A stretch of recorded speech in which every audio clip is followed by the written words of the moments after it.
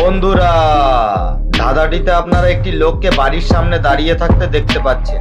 লোকটি একটি নতুন গাড়ি কিনেছেন। তিনি গাড়িটিকে বাড়ির সামনে দাঁড় করিয়ে রেখে কিছুক্ষণের জন্য বাজারে গেলেন। খানিক বাদে তিনি যখন বাজার থেকে ফিরে এলেন তখন দেখতে পেলেন তার গাড়ির কাঁচ কেউ একজন ভেঙে ফেলেছে। তিনি সঙ্গে সঙ্গে তার বাড়ির মধ্যে ঢুকলেন। বাড়িতে ঢুকে তিনি তার স্ত্রী আর ছেলেকে জিজ্ঞাসাবাদ করতে লাগলেন।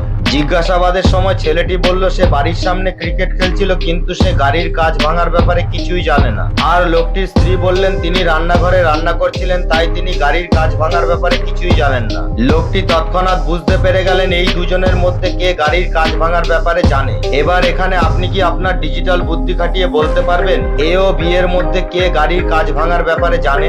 আপনার সময় শুরু হচ্ছে এখন।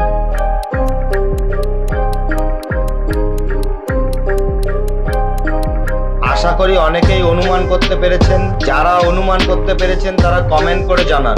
ভালো করে লক্ষ্য করে দেখুন, এ অর্থাৎ লোকটির ছেলেটি গাড়ির কাঁচ ভাঙার ব্যাপারে জানে। তার কারণ ছেলেটি জিজ্ঞাসাবাদের সময় বলেছে সে বাড়ির সামনে ক্রিকেট খেলছিল আর গাড়ির কাঁচটিও ক্রিকেট বলের আঘাতেই ভেঙেছে।